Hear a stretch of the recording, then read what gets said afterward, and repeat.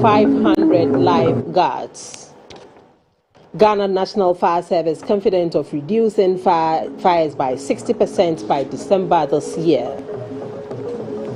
Ghana Health Service and Education Service concern that students mistakenly take iron folate supplements as contraceptives, and Nigeria Center for Disease Control confirms 21 cases of monkeypox since the start of the year, with 1 death.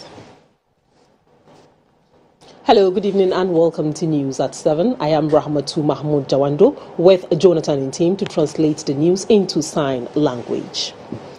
There is an effort to make safety a priority on Ghana's water bodies. On Monday, 500 lifeguards completed a period of training at the Leadership Training School of the Eastern Naval Command in Tema. The guards are expected to educate boat operators and commuters on safety precautions, provide life jackets and rescue services. The program is part of the Volta Lake Transport Enhancement Project. 11. The Volta Lake Transport Enhancement Project was launched with the mandate to ensure the safety of passengers on the Volta Lake, provide life jackets, and improve on the sanitary conditions of the landing sites. The project contract ended in 2015 after evaluations and assessments and renewed in July 2021. It is a public-private partnership between the Ministry of Transport and Zoil Ghana Limited. As a subsidiary of Zoom Lion Ghana, EcoZoil has employed 500 personnel from 9 regions and trained them in basic water and lifeguard skills, boat safety and swimming technique, first aid and firefighting skills. The executive chairman of Jospong Group, Dr. Joseph Siao Ejapon, said the Volta Lake Transport Enhancement Project will help prevent disasters recorded on the Volta Lake. The project is a public-private partnership between the Ministry of Transport and EcoZoil Limited. It covers 40 metropolitan, municipal and district assemblies. And I'm humbly here with management of the Jospong Group have really decided that in supporting this, we want to provide 3 speedboats to the Ghana Navy as a support the river monitoring and its operations. The Chief of Naval Staff, Rear Admiral Isa Yakubu, mentioned that the Ghana Navy has established a riverine command to protect lives and property on the lake. The Minister of Transport, Mr. Kweko Ofori-Esiama, said government has received funds from the Exim Bank of Korea to construct 10 new landing stations along the Volta Lake. As part of this program, the government of Ghana is providing free life jackets for commuters on the Volta Lake as a means of assuring safety even in the event of accidents, offering safety education, speedboat to patrol the waterways for real-time update to all relevant stakeholders, providing employment to improve upon livelihood. Another batch of 500 personnel are expected to be trained. Participants who distinguished themselves during the training were honored. The Ghana National Fire Service says it is working to minimize fire outbreaks in the country by 60% in December this year and possibly eradicate it at the Annual Safety Week in Accra to create awareness about the causes, dangers and prevention of fires. The Chief Fire Officer, Mr. Julius Kuno, said ending fire outbreaks is a shared responsibility. The week-long celebration is to create awareness about the causes of fire outbreaks, its dangers, and how to prevent them. According to the Ghana National Fire Service, most fire outbreaks that destroy property and claim lives are avoidable. The service also cited prioritizing security over safety as a major factor that results in fire outbreaks leading to deaths. The Chief Fire Officer, Mr. Julius Kuno, said ensuring fire safety is a collective responsibility. Fire is no respecter of person, age, religion, or social status. The destruction caused by fire reverses all the individual and collective efforts we put into nation building. I therefore call on the general public to embrace the fire safety messages, to check out and participate fully in all activities lined up to mark this important program. The Chief Director at the Ministry of Interior, Mrs. Adelaide Anokumi, commended the Ghana National Fire Service for the awareness creation over the years. Fire takes a tremendous emotional toll on the people and their families. Losing one's home and treasured possession is traumatic. Belongings collected throughout one's lifetime are handed down for generations, not to talk about rebuilding and recovery. Home is the place where we can feel safe, but the home is also where we are most likely to die in a fire incident, and therefore much work needs to be done. As part of the activities for the Safety Week, a quiz competition was organized for schools on fire safety and related matters. The Pentecost School from Tema won the competition, with the Standfast Preparatory School in Teshi coming second. Statistics of fire outbreaks recorded in the country show a steady reduction from 1,090 in January 2022 to 762 in February 2022 to 551 in March 2022 to 470 in April 2022. The week-long is on the theme Safer Environment, Key to Investment.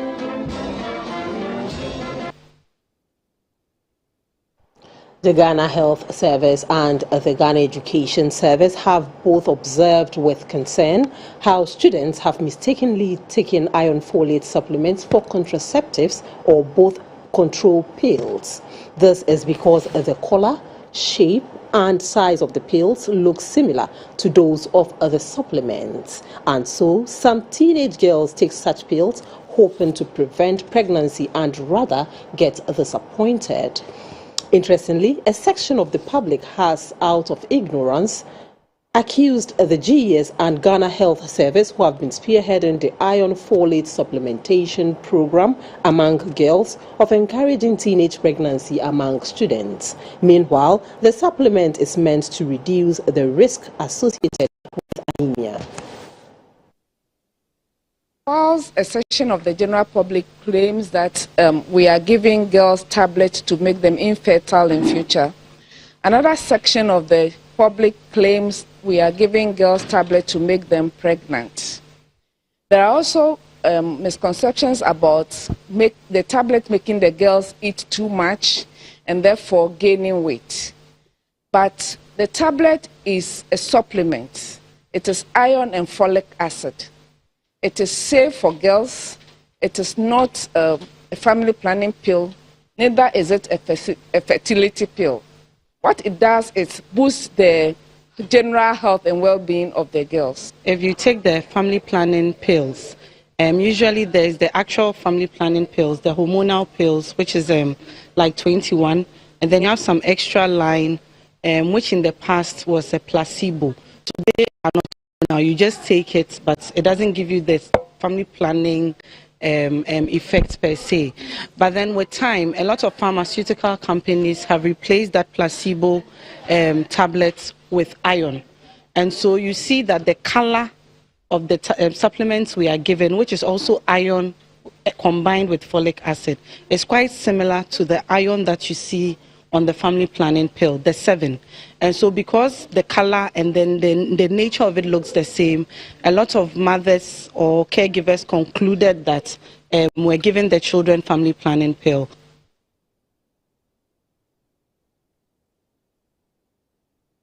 Meanwhile, over 1 million students in and out of school have been enrolled onto the Girls Iron Folate Supplementation Program as of 2019, since it began in 2017.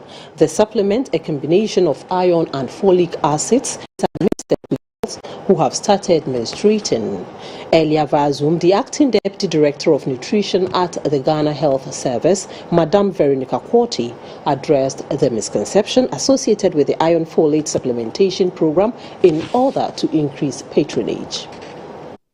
It so happens that the family planning pill that we have on the market, some of them has a roll that contains some brown tablets that resembles the tablets, the iron and folic acid supplements that we give to the girls. That is why it is a misconception, because what we give them is not from here.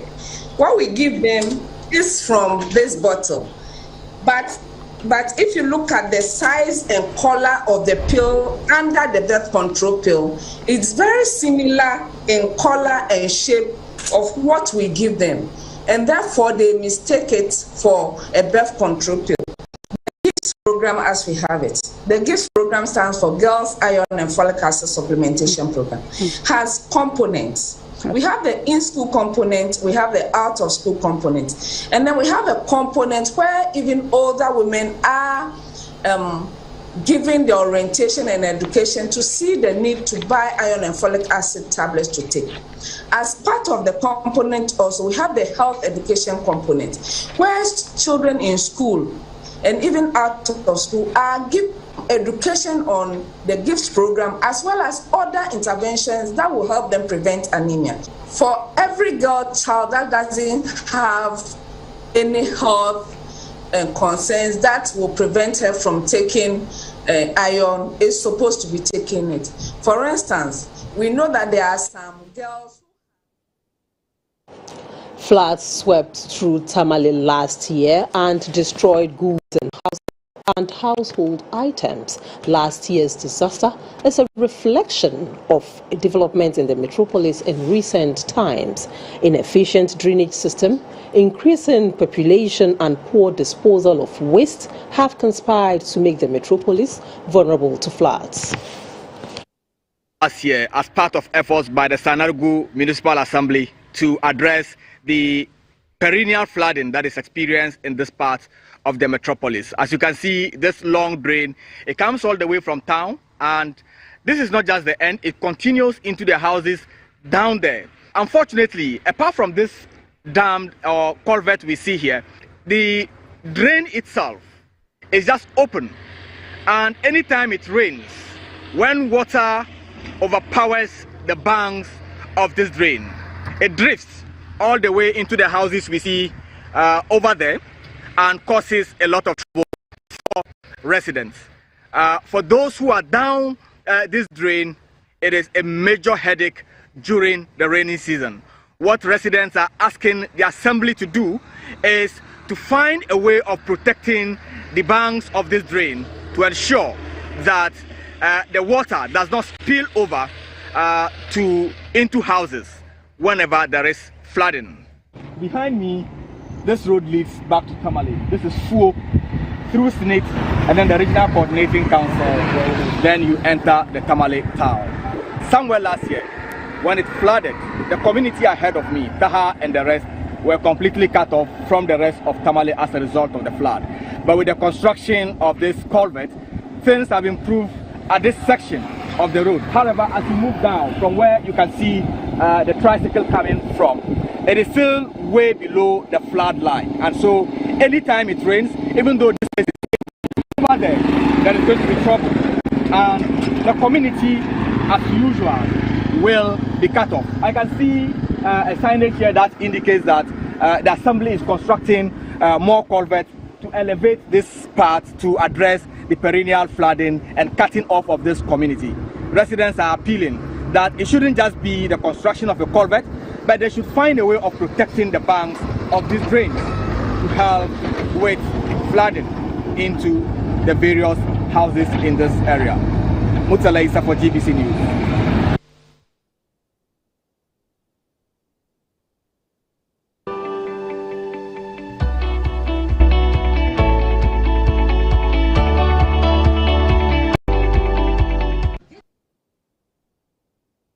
Welcome. Have you ever tried this all-time favorite recipe? Pig feet sauce or nani flour is considered as one of the most delicious parts of the pig. When the meat comes off the grill, the skin becomes crispy and a little chewy. The meat and tendons on the The meat and tendons on the side, extremely tender. You are best off breaking them down into portions that are easily gnawed. The feet or trotters are finger-licking good, and to add to the pleasure of the experience, served with rice, kenke or yam. Shopology today is heading to Bokom in Accra for a serving of delicious sauce. Or trotters in English, nane in Ga, afo in Ever. Prekuna in Akan is enjoyed by men in Ghana. There is very little meat but plenty of gelatin in the skin and bones to give body to the liquid. If you are going to eat them whole, it will be a shame not to get the skin crispy. Pig feet have thick skin and connective tissues. Pig feet are tender, juicy and flavorful and cooked either low and slow in a rich sauce. In the Greater Accra region, the Gans are pretty well known for the preparation and sale of this recipe. So, on your kitchen counter, you must have the pig feet, singe your trotters and cut them into smaller chunks. Rinse them thoroughly in cold water and put pieces in a large saucepan or pot. Make sure your trotters are covered with enough water. Add ginger, garlic and onion and allow it to cook for about an hour. Then set it aside when it is done. To prepare the stew, first blend some tomatoes into a smooth texture. Put on fire to cook for about an hour. Then set aside. Pour oil in a saucepan and put on fire. Add your chopped onions and canned tomatoes. Cook for a few minutes. Add your freshly chopped tomatoes and allow it to cook for some minutes. Then add the cooked tomato blend, not forgetting to keep an eye on it. Then add your pig feet and allow the sauce to simmer until it becomes completely tender. You can add any spices of your choice. Correct seasoning. Our nane flour is ready. It serves well with rice, yam, kenke, banku or eba. Trotters are considered to be good for your skin as they are loaded with collagen, which helps prevent wrinkles and aging. As a result, it is also called beauty food in China. They say if your plate is full, then you are happy. And if you eat with your friends and family, the meal always tastes better.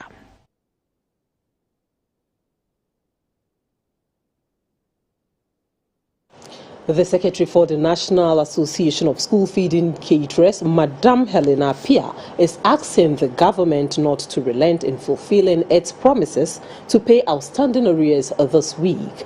They are also pleading for an increase in the current feeding grant from 97 pesos to 3 cedis per child as an inadequate school feeding grant. The caterers say they are making huge losses from cooking hot meals for the children at the current price allocation. We were supposed to be paid the week that we went to the management, the latest by Friday, but it didn't come. So as of last week, there was a press release that this is for us, the 3 cities we can manage it because since the cost of food commodities have gone up, the contract you work for 2 terms, they will pay you 1 term, then there will be outstanding 1 term arrears before you go for another term. But in this case, they owe us 2 terms. They've not paid us, and we are working for another term. You are being paid according to your enrollment, the number of children that you feed. And the number of days that you work. If you don't work for, let's say, 2 days, it will be taken from your money. Let's say if you cook for 300, 300 multiply the number of days that you cooked minus 3% tax from each 1 cedi that is being calculated for you. You go to market and buy your own stuff and feed the kids. Then at the end of the term, you are being paid. So there's no anything like buffer stock or government funding for us. From what I know and from the small monitoring that we have been doing, some of the children don't come to school because there's no food for them. So it has affected the enrollment too as well. Some children do not go to school because they go there purposely. Some do not even go there because of the academic work. They go there because they don't have food in the house and they know school will give them food. So some go purposely to eat. Now we can't do anything. Our hands are tied. Our hands are very tight. Even as we speak, those who have the means are complaining that by the close, in some even today couldn't go because what they have, they used it last week. Others too are saying by close of Friday, their foodstuffs will get finished. And for that matter, if their foodstuffs get finished, that means by we don't get payment, all of us are going to put our tools down. You know, the school feeding is done in districts, communities, and other things. We have so many people who can help the cases so that something good will come out of it. Instead of issuing threats that when you speak out your problem, the school will be taken from you. Lawyers of all 14 accused persons standing trial for their alleged roles in the murder of military officer Major Maxwell Adams Mahama have filed submissions of no case to answer to the charge leveled against them. Prosecution on May 16, 2022 closed its case for calling 14 witnesses to testify in the matter. But the accused persons and their lawyers have claimed that no prima facie case has been established against them, which warrant that they should be called to open their defense. In court on Monday, May 30, 2022, lawyers of the 14 accused persons, including Mr. William Barr, an assemblyman for Dencho Boase, filed written submissions of no case to answer. The prosecution has been given 2 weeks to file their response. The court, presided over by Justice Mariama Owusu, a justice of the Supreme Court sitting with an additional responsibility as a High Court judge, has adjourned the case to June 13, 2022. On May 16, 2022, Chief Inspector Samuel Ejakwa, the investigator who was the last to be called, was discharged after the defense lawyers subjected him to scrutiny. The late Major Mahama, the military officer who had been detailed to Dencho Boase in the central region for an assignment, was allegedly attacked and killed by a group of youth in the town on the morning of May 29, 2017, when he was on a walk through the town. Reports say his alleged killers claim to have mistaken him for an armed robber because he had a gun strapped to his waist. The first accused person, Mr. William Barr, the assemblyman for Dencho Boase, and some 13 others have been charged for murder and abetment. They have all pleaded not guilty to the charges and are standing trial.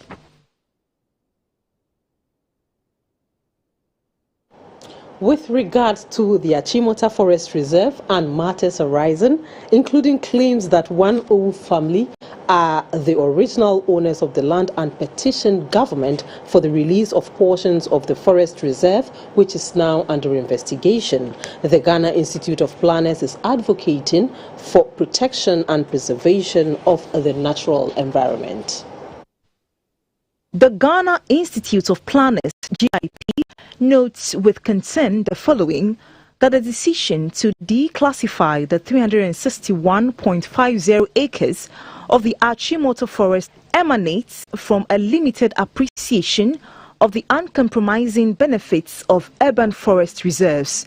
The GIP, in a news release, noted that the forest provides stable, absorbing carbon dioxide and releases oxygen and serves as a home to some species found on land, a rich variety of life that keeps many natural systems running.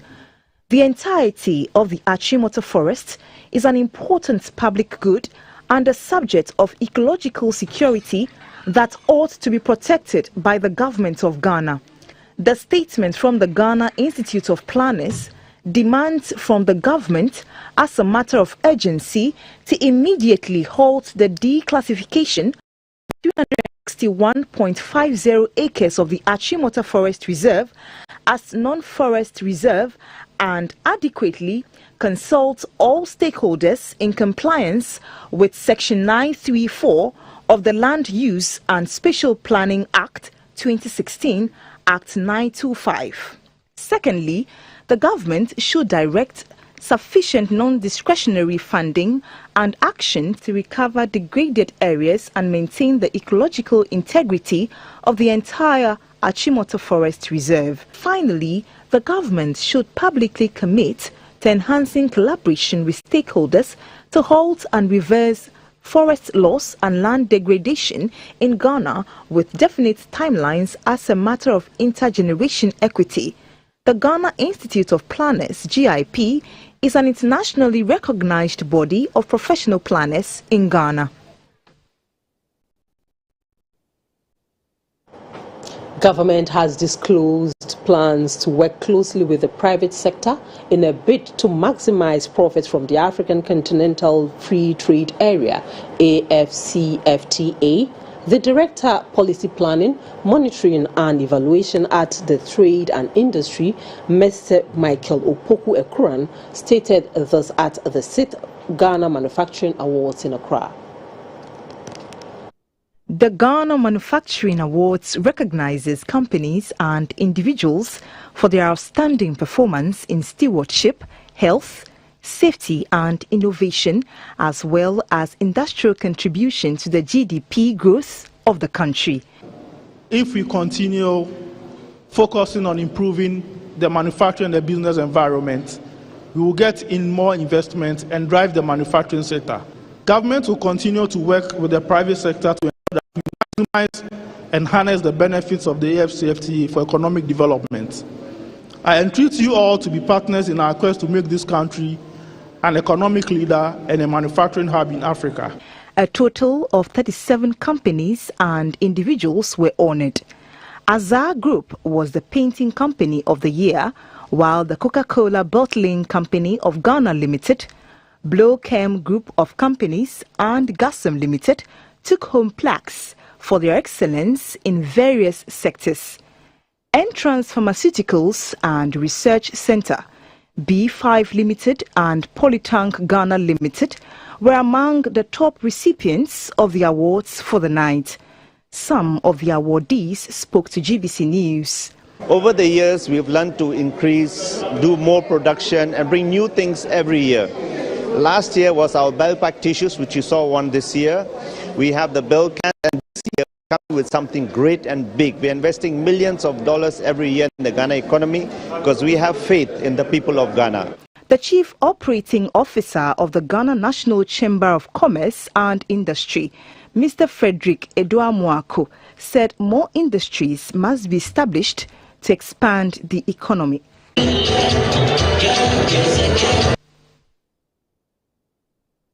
The annual General Conference of the Association of District Coordinating Directors has taken place at Kumasi in the Ashanti region.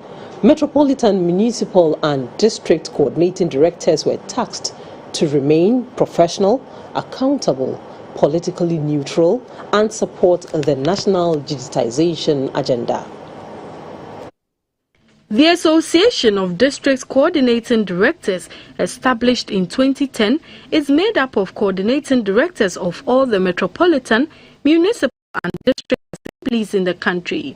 The idea is to share knowledge, experience and best practices among members and to promote professional standards at the local level.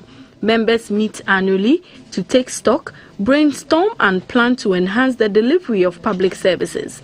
This year's conference on the theme, Digitalization, a critical tool for transforming MMDAs, brought together coordinating directors from all of the 261 MMDAs in the country. The Ashanti Regional Minister, Mr. Simon Osei Mensah, urged the Metropolitan, Municipal and District Coordinating Directors to embrace technology, which is in tandem with the government's transformational agenda. The head of the Local Government Service, Dr. Nana Atto Arthur, highlighted some challenges confronting the assemblies. As planning authorities and administrative bodies, proper records management is critical for the conduct of work by the regional creating councils and MMDAs. However, management of records at almost all levels of the service is in a very sorry state. The Asafohene Achemfo Asafo Boache Ajimambunsu, who is also Otumfo's Akwemuhene, reminded the coordinating directors of the onerous role they play in the country's development agenda and the need for them to adapt digitization for effective and efficient service delivery. How are you going to embrace this change to be able to take advantage of the new and emerging technologies that are out there, to be able to assure an effective local governance system in the country? The pride of the country depends on you.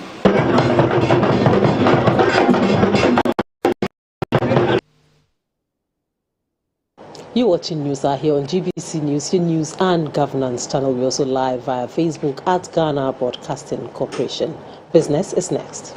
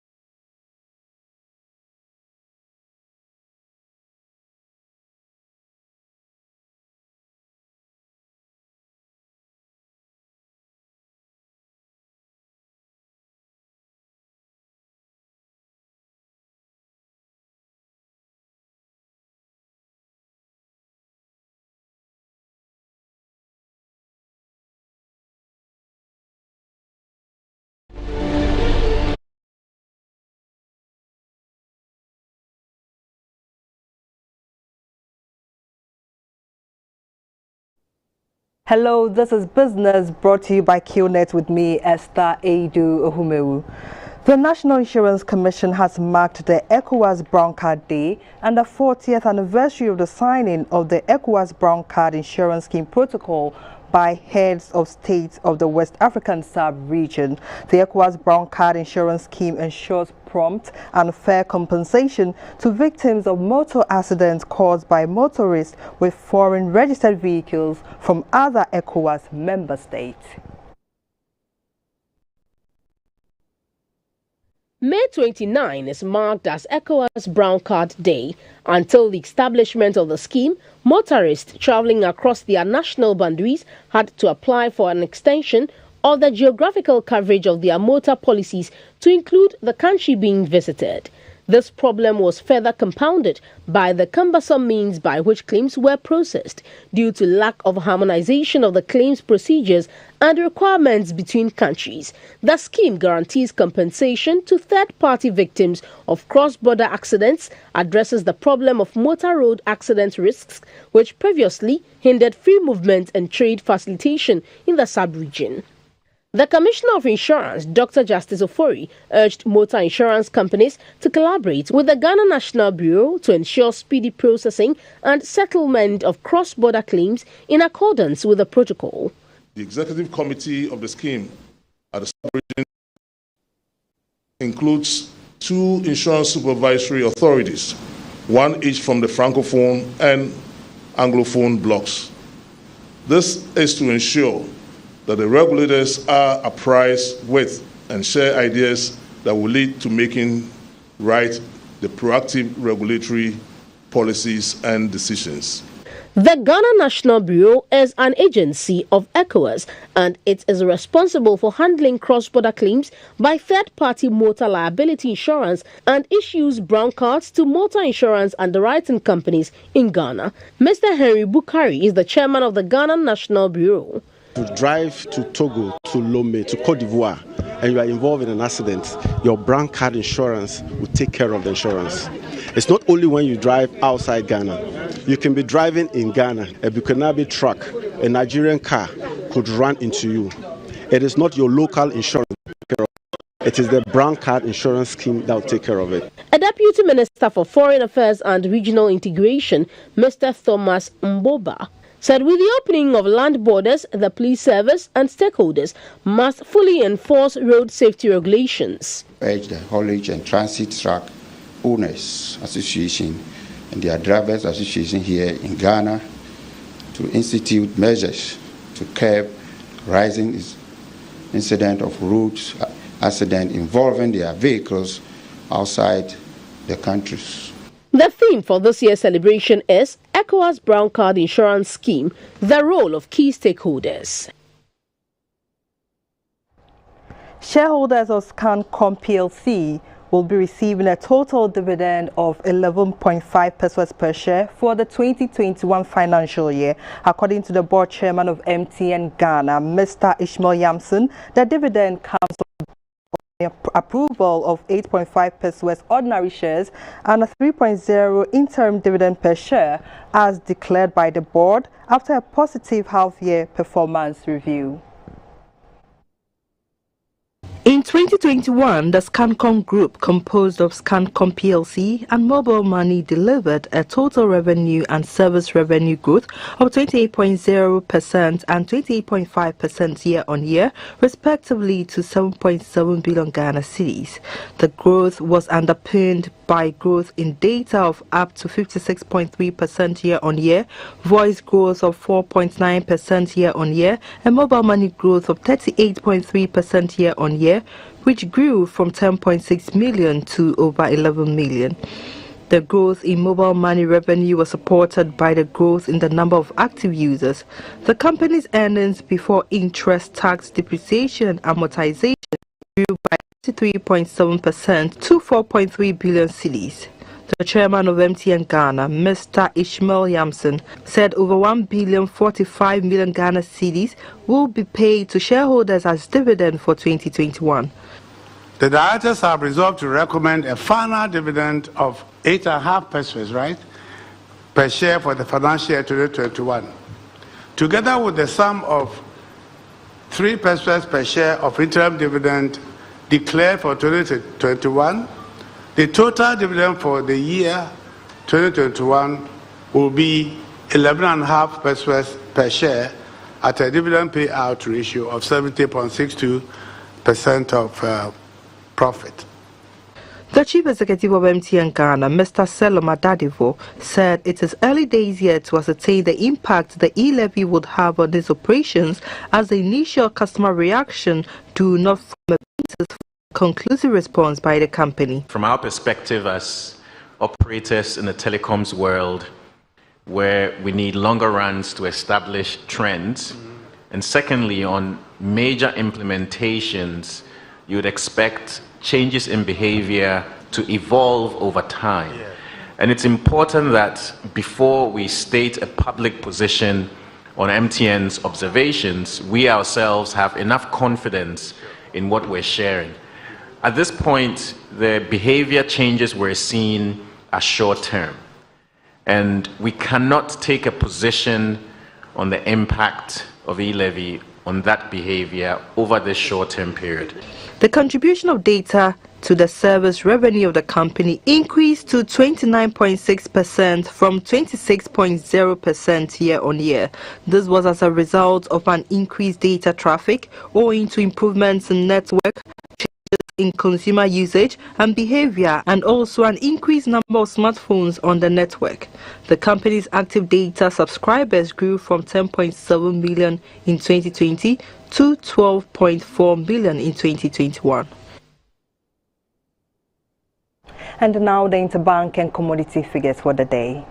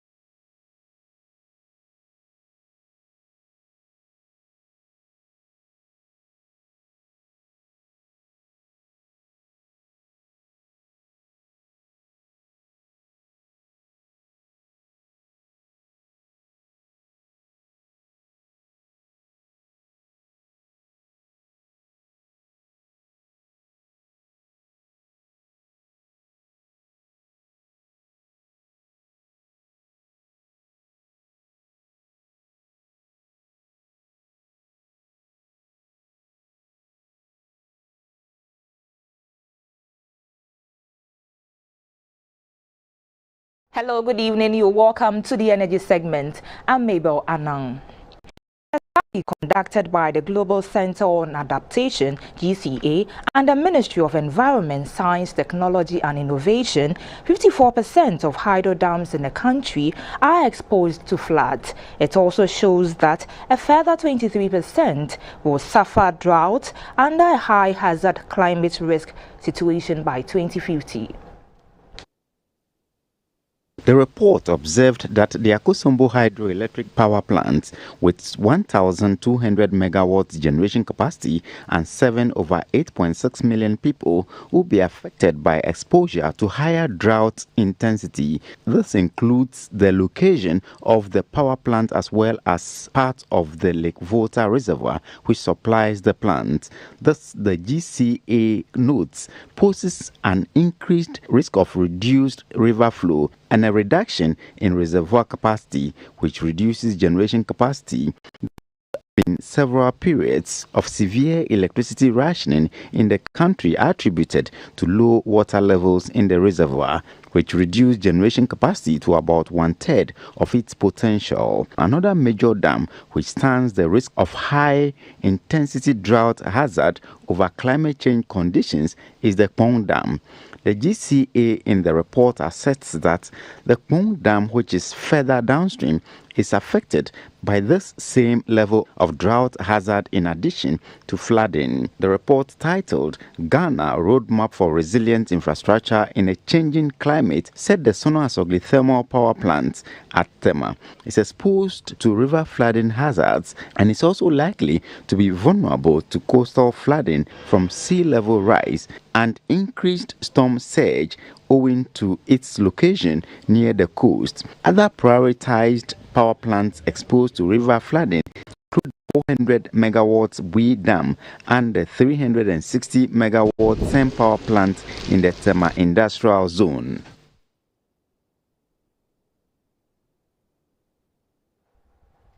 Now, the Public Interest and Accountability PIAC is advising government to reconsider the composition of governing board of the Ghana National Petroleum Corporation (GNPC) to allow for a broader inclusion of key representatives from relevant institutions.